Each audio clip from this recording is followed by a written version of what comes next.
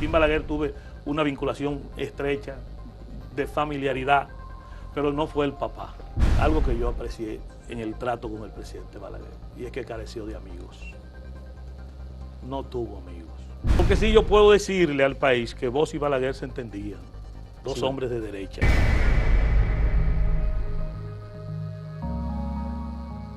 El doctor Joaquín Balaguer es una personalidad de una extraordinaria influencia en el proceso democrático de República Dominicana, porque venía de la dictadura de Trujillo y porque luego formó el Partido Reformista, que posteriormente se convirtió en el Partido Reformista Social Cristiano, y su vida y su actividad política realmente se montó sobre la República y sobre el proceso democrático. Al final, el Congreso Nacional terminó declarando a Joaquín Balaguer el padre de la democracia en República Dominicana. Nosotros agradecemos infinitamente a Alexis Joaquín Castillo, abogado, docente universitario, político además porque es el presidente del partido Alianza Nueva República. Dirigió durante unos 15 años el Instituto de Criminología en la Universidad Autónoma de Santo Domingo, en donde también en el área de ciencias jurídicas es profesor en esa universidad, para conversar sobre Joaquín Balaguer, una persona vinculada familiarmente con él, y a nosotros nos interesa porque él lo conoció y fue funcionario en uno de los gobiernos del doctor Joaquín Balaguer como fiscal del Distrito Nacional, siendo muy joven, apenas a los 27 años.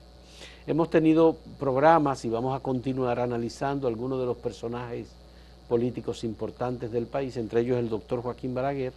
Hemos hecho ya varias entrevistas sobre este tema, pero esta entrevista para nosotros, Alexis, es muy importante y nos gustaría conocer la descripción tuya sobre ese político dominicano que de alguna manera nos hizo heredar el proceso en el que nos encontramos hoy como República Caribeña. Yo sé que tú tienes un libro que se llama Cuentos Caribeños. Cuentos Caribeños, sí, un libro de cuentos, cuentos. Pero me gustaría tu descripción de Joaquín Balaguer como persona y también como político, que Sí. lo fue. Primero quiero agradecerte la oportunidad de permitirme estar aquí en tu programa, que es un programa especial.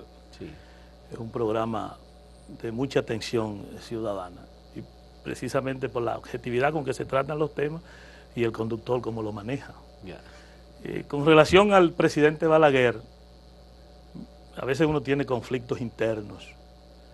El otro día yo aparecí en una rueda de prensa donde no se manejó quién debía de ser el vocero, pero aparecí yo dando una información, donde estaba Fernando Peña y un grupo de comunistas e izquierdistas, y progresistas también. Sí. Y el aparecer yo como vocero significó que un amigo de muchos años, Narciso Isacón, objetara mi condición de vocero y dijera que no podía estar de acuerdo conmigo porque yo reivindicaba a Balaguer.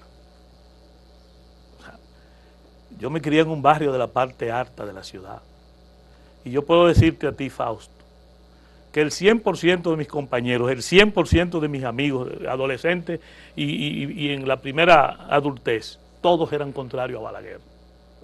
Y mis primos,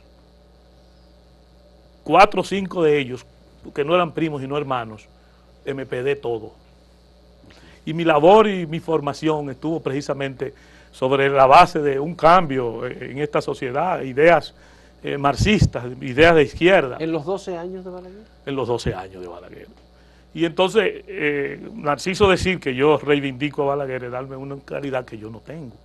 Evidentemente el presidente Balaguer, su faceta, su múltiple faceta, incluyendo la de político, en el plano de político Balaguer fue un político coherente con todo lo que hizo. Pero es muy extraño que tú estuvieras vinculado con personas que estaban en la periferia o dentro del movimiento popular dominicano y al final tú no terminaras siendo del MPD.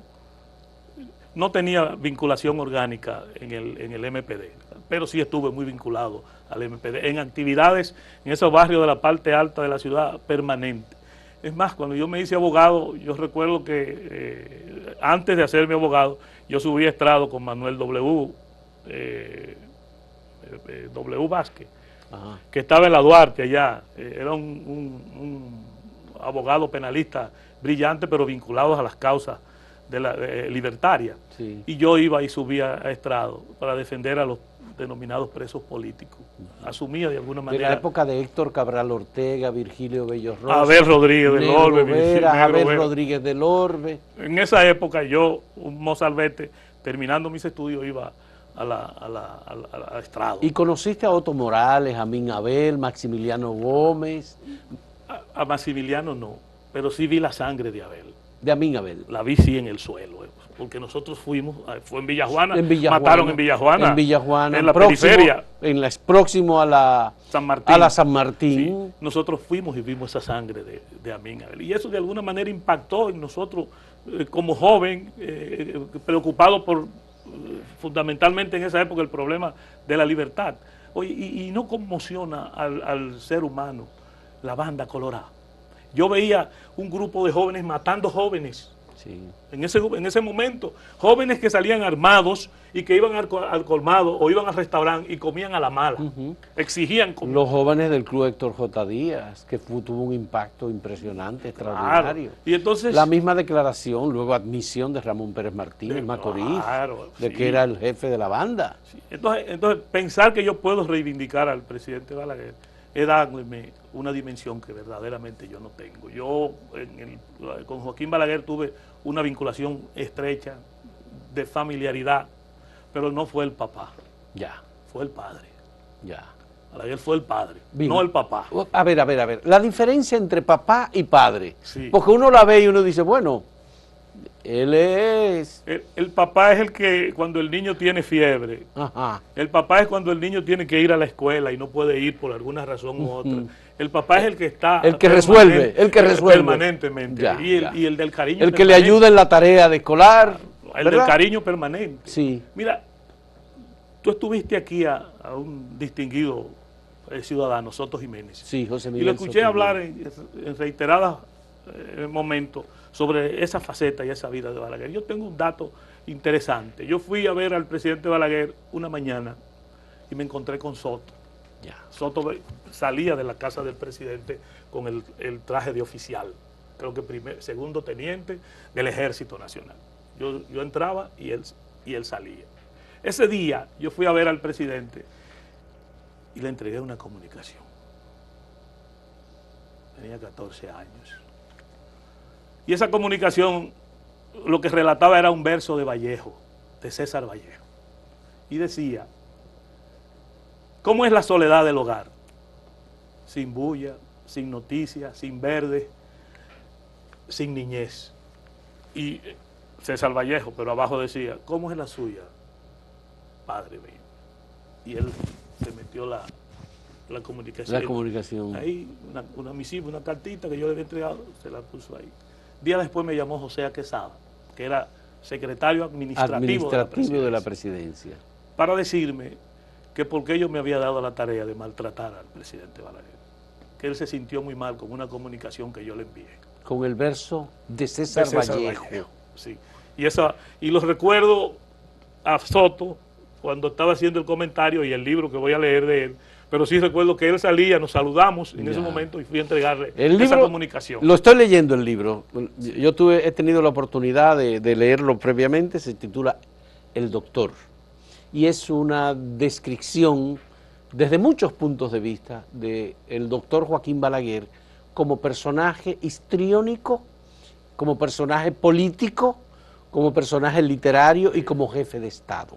Múltiples facetas. Muchas facetas. Sí. Pero mira, no sé si él le agregó al libro, en su investigación, algo que yo aprecié en el trato con el presidente Balaguer, y es que careció de amigos.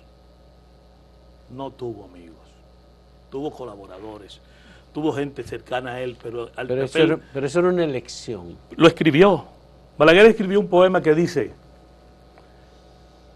vivo entre seres extraños, me siento como de otro planeta a una distancia de 1000 años. Y se le escribió a los que se jactaban y se ufanaban de decir que eran amigos de Balaguer. Vivo entre seres extraños, me siento como de otro planeta a una distancia de 1000 años. Entonces yo dije en reiteradas ocasiones en el círculo familiar que el presidente Balaguer no tuvo amigos. Y otra faceta del presidente Balaguer, desde el punto de vista mío, es que desafortunadamente no tuvo consejeros. No tuvo a quien llamar para decirle, mañana voy a tomar tal decisión, o creo que puedo tomarla, y pedir opinión y consejo.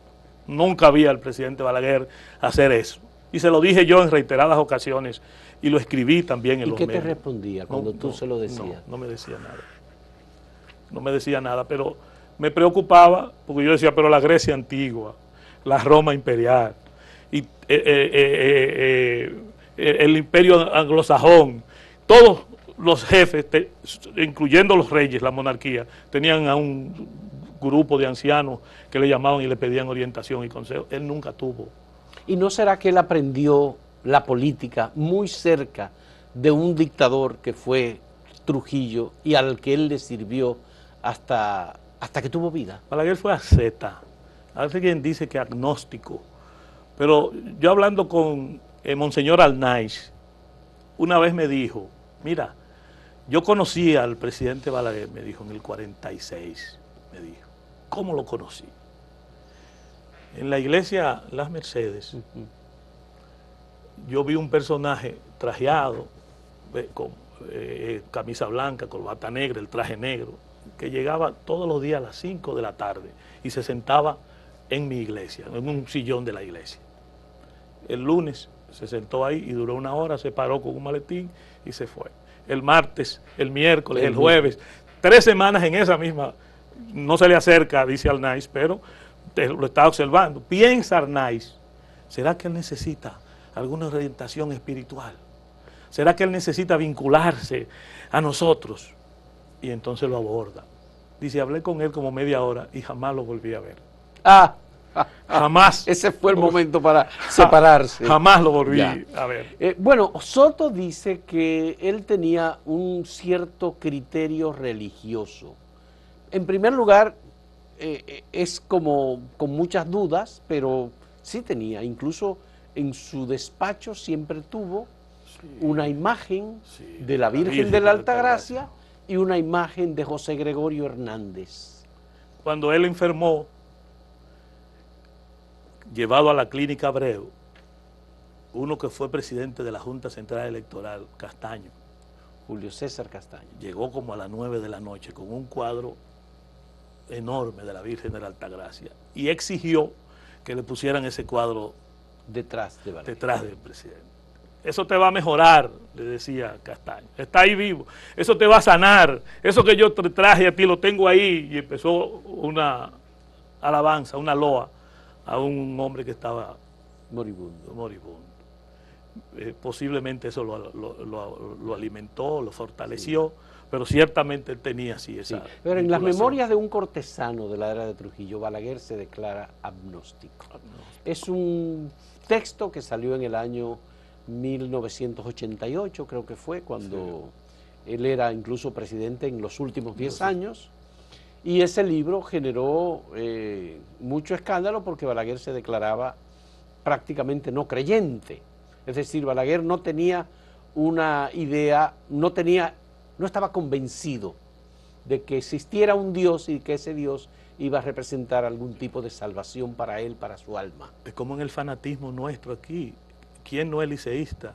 ¿Quién no es aguilucho? Balaguer era escogidista, aguilucho, liceísta y de las Estrellas Orientales. Entonces, hay una teoría que tiene Juan Daniel Balcácer, el actual presidente de la Academia Dominicana de la Historia.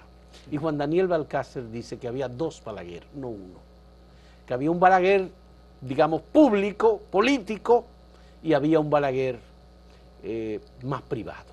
Era como una personalidad distinta, una dualidad dividida. Dice una dualidad, una persona dividida en 2, escindida. Yo sí puedo, ¿tú qué piensas, No, Alexis? yo sí puedo decirte que en lo personal había una personalidad enigmática en él. Extremadamente enigmática. Un culto, si se quiere, a la timidez, que es la contrariedad de la elocuencia en su discurso y en su participación como vida pública. un culto a la vida austera, totalmente cultivado. Pero yo debo decirle al país que no vengo a tu programa a ufanarme de haber conocido a Balaguer, porque yo mantuve distancia con él, aunque lo busqué en el plano familiar e hice todo lo posible por estar las 24 horas del día con él. Eso no fue posible. O sea, hay muchas cosas íntimas que yo no tengo del presidente, pero sí pude aquilatar desde el punto de vista de esas dos personalidades que Balcácer plantea, que en una de ellas el hombre enigmático, el hombre psicotímico en su actuación era Joaquín Balaguer. ¿Tú crees que...? Quise muchas veces en conversaciones en las que me tocó ir un domingo al mes a la casa de él, atendido por una tía llamada Doña Emma, y él participaba al final. Encontrar en él que de alguna manera se explayara en la conversación. Siempre fue psicorrígido, siempre fue el individuo reservado, y que a mí particularmente me enorgullecía cuando me preguntaba sobre tal cosa de los estudios o sobre desarrollo de cualquier vivencia. Pero en el resto del contacto y de la actividad hubo ciertamente mucha discreción de parte de él. Es decir, el aspecto del padre que tú decías al principio es distinto al aspecto del papá. Él no fue papá para ti. Claro, ¿Tú no sentiste su calor de padre, de seguimiento, de afecto, de abrazarte? No. Yo sentí el trato de que él sabía quién era yo y el vínculo de esa familiaridad muy reservado. Pero el otro, el que yo anhelaba, el que yo quería, eso no fue posible nunca. Pero él nunca tampoco formalizó ninguna pareja con ninguna mujer, pese a que muchas mujeres pasaron por su vida. Su poesía de algún modo refleja ese amor que él tuvo con algunas mujeres. Sí, claro. Pero ahí entra nueva vez el hombre enigma. Totalmente enigmático. En un momento determinado me llama para formar parte de la esfera gubernamental, y yo en una reunión del partido, que aunque no me asimilé como tal, pero ya estoy en el partido, yo decía, el pensamiento suyo, presidente Balaguer, tiene que ser un pensamiento de avanzada. ¿Por qué no pensamos en un reformismo de avanzada? ¿Por qué no pensamos en un reformismo liberador? ¿Por qué no hablamos de justicia social real? Eso fue una discusión en el directorio central ejecutivo con 50 miembros. Y yo creo que tenemos la oportunidad de que usted coloque esto. Y me dijo, siempre mi gobierno ha sido de justicia social. Siempre mi gobierno ha estado vinculado a lo más necesitado. Como dándome respuesta al reformismo de avanzada que yo hablaba, que era un reformismo colocado a la izquierda y no a la derecha, de como el conservadurismo mismo del partido lo situaba. En ese momento empecé a escribir en los medios de comunicación sobre ese reformismo de avanzada y me encontré en el camino con distinguidos y connotados dirigentes del partido como Caonabo Javier Castillo, que me dijeron que el reformismo no alcanza eso, joven abogado. No alcanza. Me lo escribió. Sí. Es que el reformismo no puede llegar a esos niveles. Nosotros somos social cristianos y empezó a hablarme de una fe, incluso planteó una fe religiosa sobre el social cristianismo. Y yo entendía que eso no era posible. Entonces, esa relación con el presidente Balaguer me situó luego en una posición difícil, que fue la de Ministerio Público. Fiscal del Distrito Nacional. Fiscal del Distrito. Mi primera visita que hice de Fausto, mi primera, fue a Milagros Ortiz Bosch, temprano en la mañana, que está cerca del Palacio de la Policía de Justicia, y media hora después me fui donde Narciso Isaac Conde, que estaba cerca de ahí, en el local del Partido Comunista Dominicano. Que tengo una anécdota que la he relatado y ojalá se me permita en tu programa decirlo. Mira, yo fui a verlo para poner la fiscalía a disposición del Partido Comunista Dominicano y de Narciso Isaac Conde. El mismo día que tú asumiste el mismo día como fiscal del distrito. Que asumí. Resulta que él no estaba ahí. Yo llegué con 2 policías, entré a a la oficina, habían 2 jóvenes. En la Avenida Independencia. La Avenida Independencia. Pregunté por Narciso Isa Conde, me dijo, ¿quién le busca? Dígale que el fiscal del distrito. Y entonces me dijeron, espérese un momentito, él no está, pero lo vamos a localizar. Salieron por la puerta de atrás, saltaron la verja y dejaron el edificio. El local solo, porque pensaron que tú lo un allanamiento, sí, y me lo iba a llevar a ellos también. Pero 2 días después yo doy una rueda de prensa diciendo, le pido a la Policía Nacional que deje las redadas arbitrarias que están haciendo, que hagan redadas selectivas y no que estén deteniendo jóvenes, una detención de jóvenes en la calle sin razón para estar detenidos. Y entonces el jefe de la policía se quejó con el presidente Balaguer. El presidente no me dijo nada, pero 2 días después yo me refiero a un tema de mucho enojo para la ciudadanía, que era el tema de presos enviados a las cárceles sin expediente. Sin expediente. Y dije, mientras yo sea fiscal, dije yo, mientras yo sea fiscal y esté en un gobierno respetuoso de los derechos humanos como este que yo tengo, no voy a permitirle a la policía ni las redadas ni los desacatados, o los desacatos. Decían que en los 12 años había una pistola y una granada que se la ponían a todos los izquierdistas por porte ilegal de armas de fuego. Claro. Y entonces esa era la prueba que iba a todos los tribunales de justicia para mantener en prisión a los y alguien identificó el tipo de granada y decían que era una granada francesa, que era la misma granada que se ponía, es la misma, o sea, para desnaturalizar una persecución. Sí. Y eso pues significó, bueno, que el fiscal trazó la línea. Nosotros no estamos aquí para que firmar una orden de prisión contra un ciudadano que yo no lo vea físicamente. Usted quiere mandar a alguien para la Victoria porque cometió un acto delictivo, presénteme el expediente y déjeme ver. Que era una práctica. Alexis, en algún momento Joaquín Balaguer se enteró de tus relaciones sociales, donde tú te formaste, con quienes tú vivías, con los jóvenes con los que tú te vinculabas, tus inquietudes políticas, porque te asumió al Partido Reformista, pero eso no necesariamente te representaba a ti como claro en tu pensamiento. Están vivos todos, por fortuna. Y muchos de ellos fueron a hablarle. Por ejemplo, Saulo Valenzuela, que es un joven economista que hizo especialidad en Inglaterra. Sí. En ese momento joven fue a decirle que quería que nosotros fuéramos el enlace en San Cristóbal con la juventud. Dice, pero ustedes están en la mejor mano, ese comunista, le dijo a... Alexis Joaquín Castillo. Ustedes están en la mejor mano, ese comunista. Claro que sí. Y muchísimos otros fueron a decirle acerca de mí para que yo participara en una actividad. Yo dudo mucho porque él es izquierdista. O sea, todo el tiempo él sabía que nosotros de antaño, y como empezaba diciéndote, pero es que yo, en el barrio mío, en Villa Juana, si éramos 100 jóvenes, 100 eran contrarios a Balaguer. Si eran jóvenes que estaban en la universidad o en el bachillerato, todos tenían una bandera, o del Agüero, tenían una bandera del FUSO, tenían una bandera del FEFLA, todos. Entonces, ¿qué vinculación podía yo tener si no era precisamente sobre sentimientos de libertad, que era lo que se reflejaba en ese momento? Y entonces, por ejemplo, con Fernando Peña, mi amigo Fernando de toda la vida, había un instituto de educación popular. Y entonces me vinculé, Fernando nos vinculamos en el instituto, el IPET, y entonces salíamos para Asua, salíamos para San Cristóbal, salíamos para Barahona, sábado y domingo para educar y formar, herramientas interesantes. Luego había un cine en la universidad que yo he reclamado, Fausto, que ese cine debe de volver el cine universitario militante, con Onofre Rojas. ¿Tú recuerdas? Lo recuerdo perfectamente. A través de Onofre Rojas nosotros distribuíamos a Costa Gabra. Íbamos a estado de sitio. Íbamos a los sitios a llevar. Déjame decirte que yo recientemente volví a ver estado de sitio.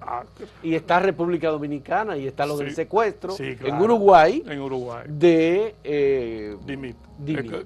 Bueno, se llamaba Dan Mitrione. Dan Mitrione.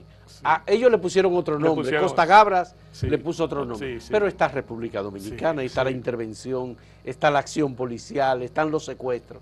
Vamos a hacer una pausa, Alexis Joaquín Castillo, en este diálogo, porque hay una persona que es el centro de esta conversación, que es Joaquín Balaguer. Y queremos llegar, estamos en lectura y en búsqueda de versiones distintas sobre el doctor Joaquín Balaguer. En un momento retornamos.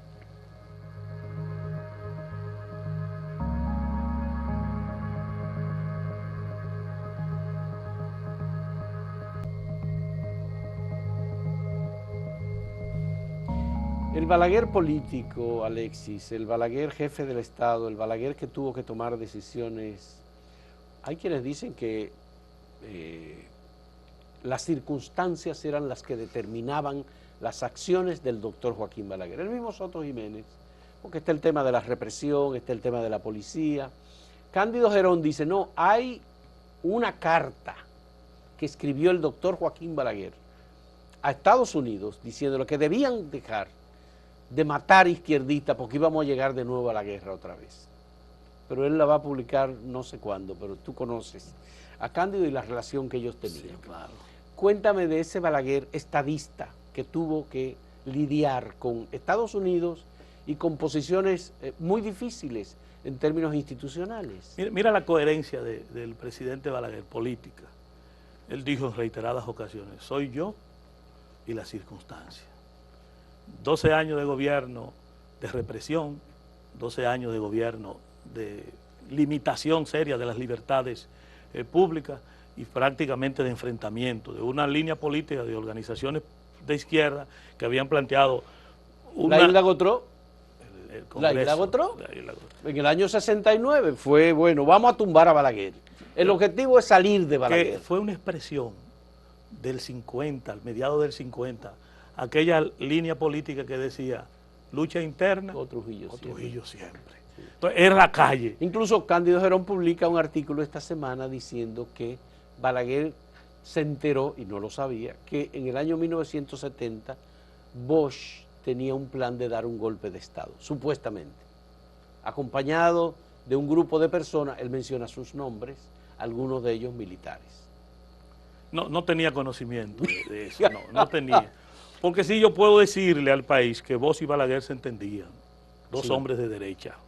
Dos hombres de derecha. De derecha. Dos hombres y se entendían. Bosch era de derecha. Claro, un hombre de derecha liberal, pero era un hombre con un pensamiento claro. Y entonces se entendía con el presidente Balaguer y se llevaban muy bien, Fausto. No creo, no sé la veracidad de las informaciones que puede tener el amigo Cándido Gerón con relación al presidente Balaguer y a ese acontecimiento, pero sí sé las relaciones estrechas entre ellos. Cuando yo vine a tomar partida en la cercanía del presidente Balaguer fue en los 10 años. Y yo recuerdo... Entre 1986 y 1996. Y yo recuerdo en el 1994, tú recuerdas, el país se recuerda claro. el trance que vivimos sí. los dominicanos. Ese fue el proceso electoral en el que se dice que José Francisco Peña Gómez ganó las elecciones.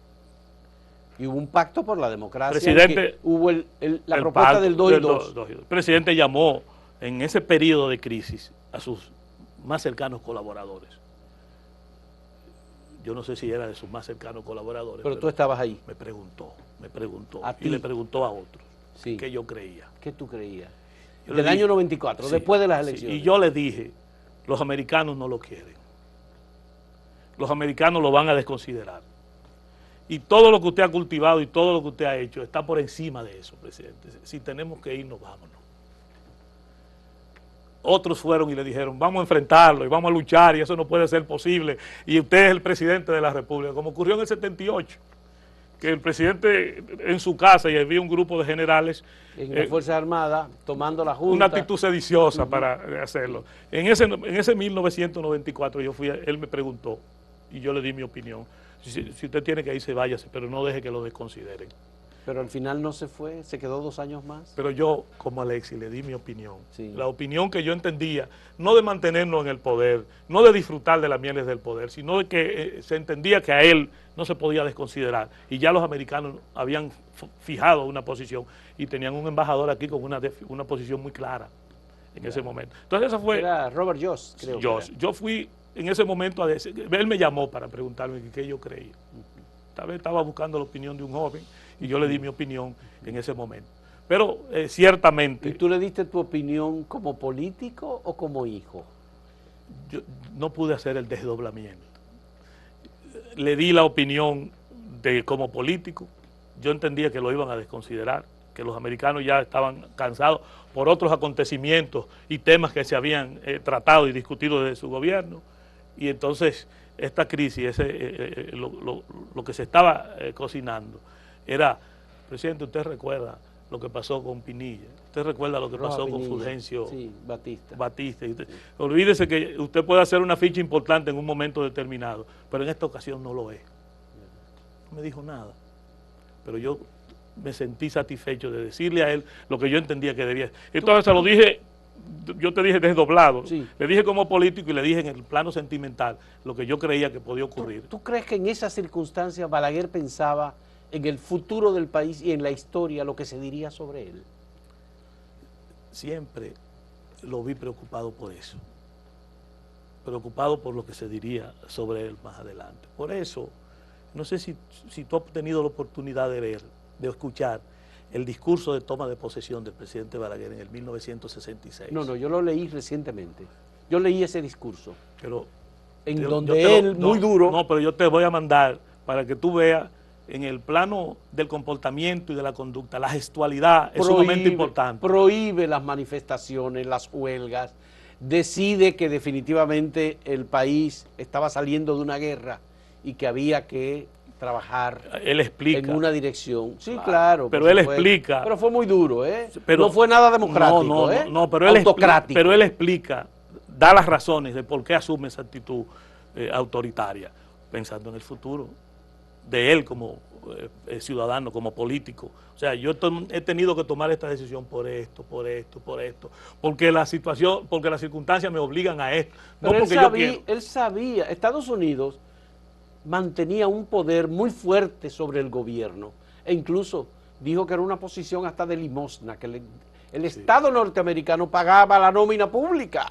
Eso lo dice él en ese discurso. OEA. Pero el Estado norteamericano estaba pagando la nómina pública. Sí, claro. Entonces, una situación extremadamente precaria para el país. Pero él pensaba realmente en la democracia y en el futuro, lo que se diría sobre él. Porque, mira, si uno traslada eso al discurso de él llevando a Santana al Panteón, ahí él se desdice. O sea, él dice, te llevo por esto, te he traído aquí por esto, pero o sea, él deja para la historia, cuando venga el juicio a él, cuando se le haga el juicio sereno de esa actitud, de esa conducta, dice, lo hago por esto, pero no estoy de acuerdo, tengo que hacerlo.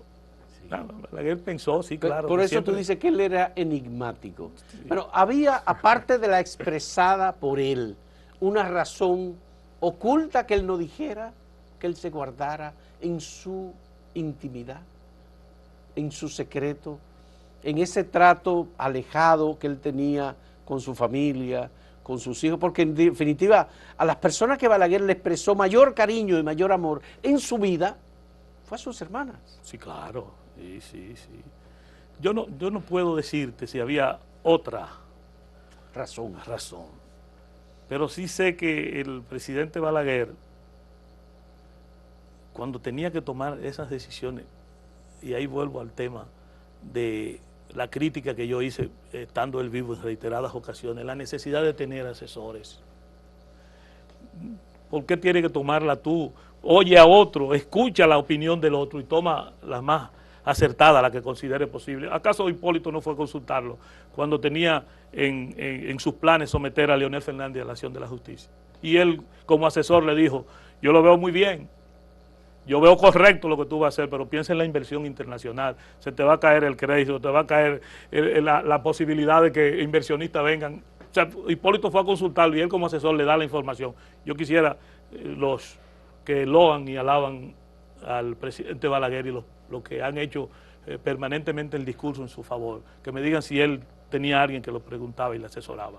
No, pero a la casa de Balaguer, en el periodo en que Balaguer no estuvo en el poder, era una casa de visita cotidiana a él, de jóvenes. Pero lo iban a consultar a él. Yo digo si él consultó a alguien, si él como jefe de Estado, al momento de tomar una decisión tan delicada, consultó a alguien o preguntó a alguien. Bueno, pero tú me dices que él a ti, por ejemplo, en algún momento te llamó y te dijo qué tú piensas. Es un momento de crisis seria. Pero digo yo la coherencia del presidente Balaguer.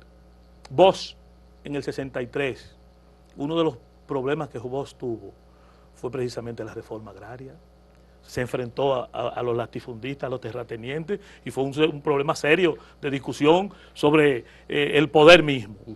Balaguer, 3 años después, en sus discursos del 66 al 70, habla de la reforma agraria y la implementa en el segundo periodo. Y pone la reforma agraria. Coherente, porque ya lo había dicho en reiteradas ocasiones, la necesidad de romper con ese latifundio y buscar, si se quiere, un minifundio. Esa era una posición de alguna manera que grupos de izquierda simpatizaban con ella, Claro. como la posición de Balaguer sobre el tema del endeudamiento externo. Sí, También claro. era otra posición en la que Balaguer tenía una actitud de cuidado frente al poder internacional ante la soberanía del país. Mira una sorpresa que me produce a mí. Yo estoy en Italia, 1976, un muchacho, y me dan un volante en un sitio que se había reconocido el Partido Comunista en ese momento, y los comunistas andaban en la calle con panfletos entregándolo en la vía pública. Yo recibí uno en ese momento. Pedí a un joven que me lo entregó, que me diera otros. Pero me resultó chocante que es en el 76 en Italia, esa Italia milenaria. Bueno, milenaria, pero sí, también fascista, pero en función de la educación, de la formación, de todo lo que ha sido, que sea en el 76 que reconoce. El Partido Comunista Y Balaguer Italiano. aquí lo reconoce, el Partido Comunista Dominicano, no sé si en el 75. Será el partido de Palmiro Togliatti. Sí, claro, sí. Y entonces lo reconoce aquí el Partido Comunista. Me resultó, pero ¿cómo es posible que en un país como el nuestro, pequeño, con tan pocos kilómetros, y Italia es ahora que reconoce? Entonces, esas políticas del presidente Balaguer, de alguna manera, se asumieron con un discurso, con una promesa de campaña y con una coherencia como político, que lo fue siempre. Desafortunadamente no sigo su línea política. Tú no la sigues, No no estás en el Partido Reformista. Balaguer realmente trató de dejar un partido político para la posteridad que lo heredara históricamente. No le interesó nunca. Quien habló con él. Tuve siempre la osadía y el atrevimiento de decirle: presidente, yo creo que usted sabe más que yo lo que le voy a decir, pero usted necesita un instrumento de propaganda que promueva, publicite su obra y su pensamiento. Entonces el único instrumento capaz de eso es el Partido Reformista. No lo deje en manos de enemigos, no lo deje en manos de contrarios de usted internamente. Nunca me hizo caso. O sea, Balaguer entendió hasta ahí, cosa extraña, muy extraña, porque si él está pensando en el futuro, si está pensando en más allá, en ese análisis y examen de su comportamiento como hombre y como político, debió de pensar en la necesidad de tener un instrumento como el reformismo, que lo promoviera, que lo propagara, que lo publicitara. No le interesó nunca. ¿Por qué Balaguer? No hubo escuela política en el reformismo, pero Fausto. Vamos a ver, Alexis. No hubo escuela de formación política. Tú que conociste mejor a Balaguer, ¿por qué Balaguer fue tan duro con gente que simpatizó con él, que trabajó para él, y al momento final él los abandonaba? Jacinto Peinado. En la última elección él ni siquiera fue a votar por Jacinto Peinado y apoyó a Leonel Fernández. A Fernando Álvarez Bogar lo trató de un modo tal que era enemigo total de todo el que se vinculara con Fernando Álvarez Bogar. A Víctor Gómez Vergés lo declaró papel sanitario usado y dijo que no lo iba a apoyar, su propio país, para la OEA. Y así fue. Pero además Balaguer trajo a algunos de sus enemigos. Hasta Wessing lo designó Balaguer jefe de la Fuerza Armada. El contraste. El conspirador impenitente. Impenitente. Así. Entonces, sí. ¿Qué pasaba con ese Balaguer? No, explícamelo. No creo que, y él lo ha dicho en esa obra del 88, Memoria, que Balaguer fuera hombre de desconsiderar a nadie. En el plano personal, de desconsiderarte. No. Pero esas desconsideraciones eran muy duras. No, mire el tema de Jacinto. Siempre tuvo aprecio y estima por Jacinto y por la familia, por el padre de Jacinto y por el mismo Jacinto Peinado. ¿Qué pasó ahí? Los asesores de Jacinto se distancian del presidente Balaguer y enarbolan una consigna que le dan el corazón a él para que el país funcione. Y van donde el presidente Balaguer y dice: mire que el país suyo no funciona. No funciona. Su gobierno es un gobierno infuncional. Mire lo que le está diciendo el candidato suyo. De su partido. De su partido. En una campaña que la tienen nacional e internacional. ¿Qué respuesta podía dar el presidente Balaguer en una situación de esa naturaleza? En el caso de Gómez Vergés, todo el mundo sabe la posición que asumió desde la Santa Sede contra un gobierno que él había sido 12 años, digo yo, uno de los más privilegiados en los cargos públicos. Fernando Álvarez Bogar, no sé qué pasó con Fernando, pero sí puedo decirle al país, y él está ahí, mi distinguido amigo, que yo fui el intermediario para restablecer las relaciones entre Fernando y Balaguer. Una noche, 10 de la noche de un domingo, los recibió en la casa y conversaron largamente e hicieron, me imagino yo, la paz. La paz con Fernando. Pero eso impidió Álvarez que Peña Gómez fuera presidente de la República. No, yo creo que Peña Gómez fue tosudo, fue terco, Fausto. Él pudo estar en el poder porque Balaguer se lo ofreció de manera clara y formal. 2 y 2. Tú eres el presidente. Sí, pero de que la 2 y 2 no está... Lo que pasa es que Peña dijo. Eso. Peña dijo, yo tengo que ser consecuente con los amigos, tengo que tener, si no lo soy, entonces los principios están en el suelo, y yo tengo a Fernando, y si no es Fernando, no voy. Esa fue una de las razones que explicó posteriormente el Partido Revolucionario Dominicano. Bueno, pero Cándido explicó eso en estos días en un artículo también, que cómo fue que se dio ese proceso, y que al final el PRD y Peña Gómez lo rechazó. Porque sí, el 2 y 2 no era institucional, eso no estaba en la Constitución, eso fue un invento, pero no y estaba, además no se sabía si finalmente, después de 2 años, Balaguer iba a soltar el poder. Sí, pero no estaba en la Constitución tampoco, lo que se derivó del pacto, acortar 2 años. Pero eso fue... O sea, si no están los 2 años y se acordó, ¿por qué no aceptar los 2 años? Peña no fue presidente porque, bueno, razones históricas o el destino se lo impidió, pero tuvo la oportunidad de ser presidente de la República. Vamos a hacer una última pausa, sí, en este diálogo con Alexis Joaquín Castillo, abogado, académico, conocedor del doctor Joaquín Balaguer, ex fiscal del Distrito Nacional e hijo de Joaquín Balaguer, porque eso hay que decirlo. En un momento retornamos.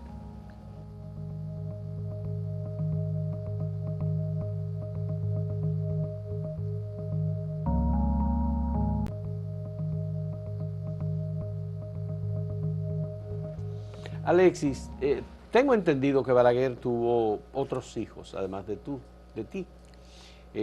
Rafael Joaquín Balaguer Báez, César Mayén, Mercedes Solís y Luis Bisonó. Lucrecia Brown. Ah, Lucrecia también. Sí. Esa... Xiomara Zapata. Zapata, sí. Okay. Brown era la hija de la que fue ministra de Salud Pública. Lucrecia, sí. Yeah. De todos, de muchachos, me juntaban con Mercedes Solís y con César Mayén. Yeah. En muchísimas ocasiones, doña Emma se había inventado un almuerzo el último domingo de cada mes. Entonces íbamos a la casa y nos sentábamos ahí, hablábamos, compartíamos fundamentalmente con doña Emma, porque el don, ocupados en los menesteres de Estado, pasaba, saludaba y se iba. Pasaba, saludaba y se iba. Yo recuerdo en una finca que él tenía ahí en el 6 y medio, donde estaba la Universidad Autónoma. La UNFU, la Universidad Nacional Pedro Enrique Ureña, la parte de arriba. Sí, muy bien. Para mí es inolvidable. Yo me iba a pasar ahí a veces el domingo, el día entero. Le comento a los amigos que cuando llego a la casa, digo, yo vi una mata con algodón, increíble. ¿Cómo pueden tener la mata algodón? Estamos hablando de 5 o 6 años. Una mata que tenía algodón, y la agarré el algodón y lo jalé y eso y todo. Y entonces yo recuerdo, Fausto, que él salía de la casa y mi madre está conmigo. Dice, cuando llegue, bésale la mano. Y yo veo, no se me olvida, me voy a morir con esa imagen. Este hombre grandote, trajeado, camisa blanca, pantalón, la chaqueta negra, corbata negra, con el pañuelito blanco aquí que viene hacia donde mí, pero ese hombre es grandote, que yo soy gigante, y lo primero que le beso la mano, y me pasa la mano por aquí. Cosas así recuerdo, por eso te he dicho, y le digo al país, fue padre, no papá. Fue padre. No tuve ese vínculo, eso no se me olvida nunca. Sí. En ese momento que mi madre me dice, bésale la mano, de que él viene caminando hacia mí. Y esa reunión de un domingo de cada mes, Él no dialogaba, no se reunía, no le daba consejo, no era un... No. Doña Emma. Doña Emma era la que se encargaba de eso. ¿Y qué decía doña Emma? ¿Qué les decía? Porque Elito está ocupado, Elito tiene muchos problemas, muchos compromisos, Elito siempre quiere que ustedes vean esta casa como casa de ustedes, eso siempre. Pero todos eran hijos de mujeres distintas. Distintas, sí, claro. Sí, que si son... Solís, si son, a ver, 1, 2, 3, 4, 5, 6, 7 hijos de 7 mujeres distintas. Porque no hay 2 en una. No hay 2 en una, distintas. Ya. Así mismo es. Con Mayén, el trato era un domingo yo iba a la casa de él y otro domingo él iba a la mía. Después aparecieron 2 bicicletas, él tenía una y yo una, y salíamos todo a Villa Juana porque Mayén vivía frente al Liceo Juan Pablo Duarte, en la 13, en la calle 13. Yo llegaba para allá en bicicleta o él venía a mi casa, que era... Pero los únicos que han sacado la vena política del doctor son tú y Mercedes Solís. El primero que tú mencionaste está aspirando ahí a la presidencia de la República. Rafael Joaquín Balaguer Báez. Está aspirando también, por el Partido Reformista. Ya. Y le deseo mucha suerte en ese partido, pero él tiene sus aspiraciones. Y Mercedita estuvo todo el tiempo en la falda de doña Emma y en el ruedo del presidente Balaguer. Bueno, tengo que decirte, además de que Soto Jiménez acaba de escribir un libro que va a poner a circular en el mes de septiembre, a finales de septiembre, que se llama El Doctor, Pablo Gómez Borbón, el autor del libro Muerte en Bruselas, está escribiendo una novela sobre Joaquín Balaguer, pero es una novela sustentada en hechos históricos.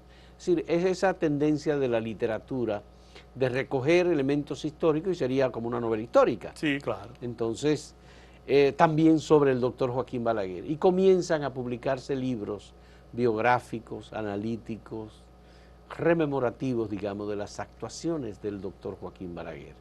Eso va a traer muchos debates y discusiones sobre la figura, la personalidad y las ejecuciones como jefe de Estado, sobre todo, de Joaquín Balaguer. Cuando mataron a Trujillo, Johnny Abe, que ya tenía diferencias serias con el presidente Balaguer, muy serias, sí. Le dijo a Ramfi que Balaguer tenía que ver con la muerte de Trujillo. Y le llevo datos y le llevo informaciones sobre eso. Johnny Abe. Le dijo a Ramfi. Y dice Ramfi, no recuerdo el biógrafo, pero dice bien Ramfi, que fue a ver a Balaguer a su despacho. Se duré 2 horas con él. Y lo miré fijamente. Parece que tenía algún manejo que para la época todavía no estaba, el tema del análisis de la conducta y del comportamiento por los gestos del individuo, que lo manejamos nosotros en criminología. Sí, en criminología. Y entonces él dice, no noté en él ningún indicio que lo vinculara a la muerte. Pero Balaguer fue el panegirista del dictador. Sí, pero la pasión en ese momento, yo digo que es un asunto del destino, porque la pasión que estaba en ese momento obnubilaba el vínculo, la relación y la intimidad. Y ese individuo que era jefe del SIN, del Servicio de Inteligencia, le dice a Ramfi, él tiene que ver con eso. Y se lo había dicho a tu papá un mes atrás, le había dicho quiénes estaban en esa trama. Pudimos nosotros, pudo la historia, pudieron mis amigos de izquierda, Narciso y prescindir de Balaguer si eso hubiese sido posible, con Ramfi dándole credibilidad a lo que dijo Johnny Abe. Entonces Balaguer, evidentemente que la diversidad de su faceta, de su vida pública, de su actuación como político, en lo personal, en su vida íntima, da lugar a que Borbón y muchísimos otros hablen del presidente Balaguer. Para ti, ¿se salva Joaquín Balaguer en el juicio de la historia? ¿Cómo te podría responder? ¿En el plano sentimental o en el plano político? Yo creo que en lo político, el presidente Balaguer cedió muchas cosas. Entregó muchas cosas en contra de su propia voluntad. Y al final tengo que pensar que si hizo todo eso en contra de su propia voluntad y cedió cosas que no entendía que debía de hacerlo, ese juicio sereno de la historia se lo va a cobrar. ¿Cuáles son esas cosas que él habría cedido en contra de su voluntad? Me gustaría oír un punto de vista, por ejemplo. La presencia en el país de organismos internacionales de inteligencia del imperio en el control de la cosa de lo político. Inmediatamente el presidente Balaguer toma el poder, se instituye una policía secreta política de inteligencia.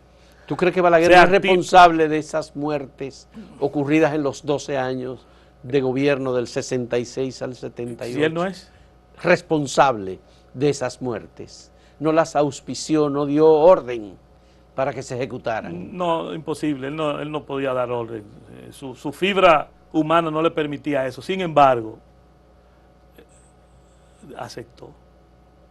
Un presidente de la República, consciente de sus responsabilidades y que una embajada americana viene aquí a trazar pauta y a perseguir en suelo patrio a jóvenes que están luchando por la libertad, un presidente no debe permitirlo ni aceptarlo. Sí. Y es en el juicio de la historia, eso tendrá que ser valorado. Gil, Orlando Martínez. La muerte de Orlando Martínez fue una muerte muy dolorosa, que aparentemente el doctor Balaguer estaba en contra, aparentemente, porque él conocía a Orlando, claro, lo trató. Pero qué decir de la muerte de Goyito. Y además, bueno, Gregorio García, fundador del Partido Reformista en Nueva York. Por eso Balaguer dijo en reiteradas ocasiones, y eso para el juicio de la historia, fuerzas incontrolables. Le estaba diciendo que esa embajada americana y que esos grupos de paramilitares formados por Central de Inteligencia estaban en República Dominicana con un claro propósito, que era enfrentar y evitar el foquismo, la guerrilla y la instauración de un régimen como el cubano. Él sabía todo eso, y yo pienso que cuando llegue el momento de la reflexión histórica como juicio, los jueces tendrán que ser sumamente implacables con eso. Y en términos personales, ¿cómo tú terminarías o dictarías sentencia, digamos? Tú como No, yo lo absuelvo. ¿Lo absuelve? Sí, yo lo absuelvo. En el plano personal, e incluso algo inconcluso en mí, que necesité siempre de él el cariño, el amor, el afecto. Aún así yo lo perdono. No lo recibí. Ya. No pero tú lo tienes en tu ADN. ¿Eh? Está en tu ADN. Por eso lo perdono. Por eso lo perdono. Ya. Sí, o sea que ha sido interesante la reflexión con relación a Balaguer, y yo estoy plenamente seguro, Fausto, convencido de que esta conversación se va a multiplicar por mucho en los círculos de discusión académico, intelectual, político, con relación a la obra del presidente Balaguer, en todos los ámbitos. O sea, Balaguer no puede ser visto desde el punto de vista político, sino desde el punto de vista íntimo, el poeta, el escritor, el que de alguna manera, como me dice un amigo que fue vicerrector de la UAS, que lo he perdido en el tiempo, me decía, ¿cómo puede un balaguerista a carta cabal? Me decía, ¿cómo puede fulano tildar a Balaguer de asesino cuando mira el poema que le escribe a una doncella, a una vecilla, a una ave? O sea, ¿qué sentimiento, qué fibra más humana tiene ese hombre que le escribe, se siente a escribir un poema a una vecilla? Y yo le decía, pero no le escribió al hijo. Ahí en el libro mío, sí, en el libro mío de cuentos caribeños, me gustaría escuchar un día el juicio tuyo a la lectura de los 12 cuentos, pero de uno en especial, sí, que se titula La voz de la conciencia. La voz de la conciencia. Ahí yo hablo lo que debí hablar aquí en todo el tiempo con relación a Balaguer.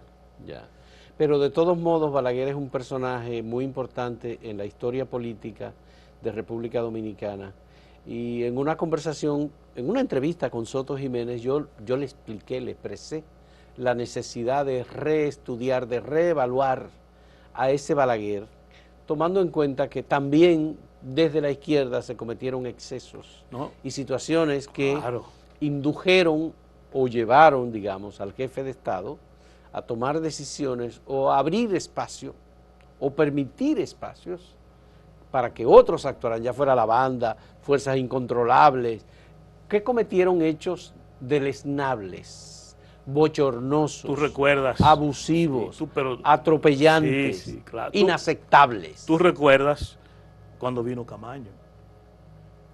Previo a la llegada de Camaño, el gobierno sabía que Camaño venía. Sí. Y Balaguer, ¿tú sabes quién acude? Al papá de Camaño. A don Fausto Camaño. Para ver si podía disuadir a Camaño de que no viniera al país. Sí.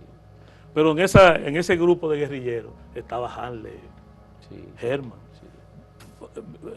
vinculado por amistad la madre con el presidente Balaguer. O sea, tomar decisiones de esa naturaleza significaba, me mantengo en el poder, asumo la representación institucional de la República como presidente, o suelto todo y dejo que la guerrilla venga, haga el levantamiento, la insurrección, tome el gobierno y tal vez me fusilen. Entonces, en esa disyuntiva, en muchas ocasiones tuvo el presidente Balaguer. Leonardo Mercedes, uno de los compañeros de los corecatos en ese momento, Comité Revolucionario Camilo Torres, reveló en un diálogo aquí conmigo que ellos enviaron, él fue delegado por los corecatos a un encuentro con Camaño para pedirle que no viniera. Que no viniera. Y que se fuera a Europa y desde Europa diera una declaración en donde dijera más o menos en lo que él estaba, Sí. pero que no viniera porque no había condiciones en el país para el éxito de una guerrilla, un movimiento guerrillero en el que finalmente solamente llegaron 9 personas. ¿Se podría calificar en esa circunstancia de asesino? Bueno, fue El guerrillero armado que viene a subvertir el orden. Bueno, la guerrilla fue una acción que se tomó cuando no había absolutamente ninguna libertad para poder, digamos, para la alternancia en el poder. Desafortunadamente, el tema de el marxismo, el izquierdismo, sobre la visión de insurrección armada y dictadura del proletariado. Todavía hay organizaciones nuestras que están planteando la insurrección, la movilización de calle con procura a esa insurrección y lograr instaurar una dictadura del proletariado. Pero muy claramente el MPD y Maximiliano Gómez, que fueron los más enconados enemigos de Balaguer, planteaban una revolución democrática. Ojalá en otro momento podamos discutir ese tema, porque yo soy de lo que dice que el posmodernismo o el modernismo hizo evolucionar al proletario. Y en la sociedad de hoy ese proletario es pequeño burgués. Ya. Entonces estamos hablando de revolución, de instaurar una dictadura del proletariado, cuando eso ya ha variado significativamente. Ojalá me permita un día, distinguido amigo, venir a hablar sobre el tema de la izquierda, sobre el tema de la izquierda. De la izquierda. No, claro, no, perfecto. Sí, sí. No, vamos a hablarlo, de verdad. Sí, sí. Te prometo. Invitarte nuevamente. Alexis Joaquín Castillo. Muchas gracias, Alexis, por este diálogo.